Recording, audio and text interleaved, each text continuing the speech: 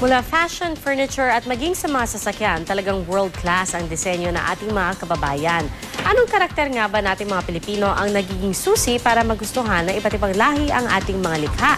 Alamin sa pagbabalik ni Julio Segovia.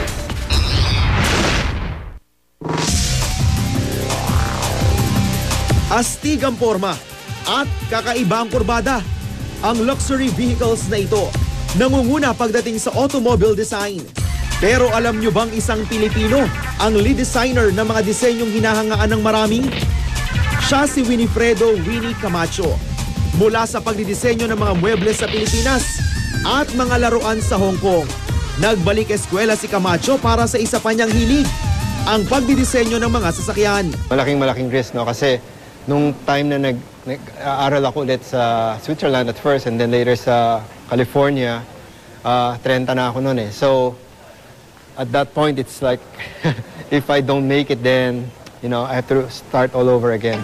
Dahil sa angking galing at karanasan sa pagdidisenyo sa iba't ibang bahagi ng mundo, kalaunan ay natupad ang kanyang pangarap. I work in Hong Kong, in the Philippines. I was first educated in the Philippines as well.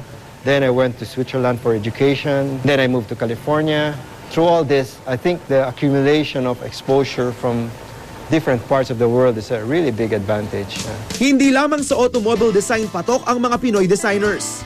Nariyan din sina Kenneth Cobonpue at Buji Layug, mga sikat na furniture designer. At sina Josie Cruz Natori at Oliver Tolentino sa larangan naman ng fashion design. Pagdating naman sa homeware design, andyan ang sikat na skulptor na si Daniel de la Cruz. Bukod sa kakaibang metal sculptures, si De La Cruz din ang nagdisenyo ng ilang ceramic collection at iba pang produktong ibinebenta sa mga malalaking retail stores sa Amerika at Europa. Ang bele namang dinisenyo niya, nag-uwi ng gold medal sa 2008 Festival of Nativities sa Rome. For me, the most important part of that is that we won in a Festival of Nativities. If there's anything other, more Pinoy, it's really being, our religious side, especially in Christmas. Pero ano nga ba ang meron sa disenyo ng mga Pilipino at tinatangkilik ito sa iba't ibang bahagi ng mundo? Ayon sa isang eksperto, ang likas na pagiging praktikal ng mga Pilipino nagbibigay raw ng universal appeal sa mga produktong proudly Pinoy. Lahat naman ng tao creative eh. Pero ang Pinoy, iba yung creativity niya eh. Bigyan mo yan ng raw material, may gagawin siya out of it. Not really out of this world, pero something na parang practical design. Let's say you have Kenneth Cobonpue, di ba? Parang nakalakihan niya yung mga rattan and that's what he used for his designs until now. Madalas tingalain ng mga Pilipino ang mga produktong banyaga, pero hindi na kailangang lumingon ng malayo.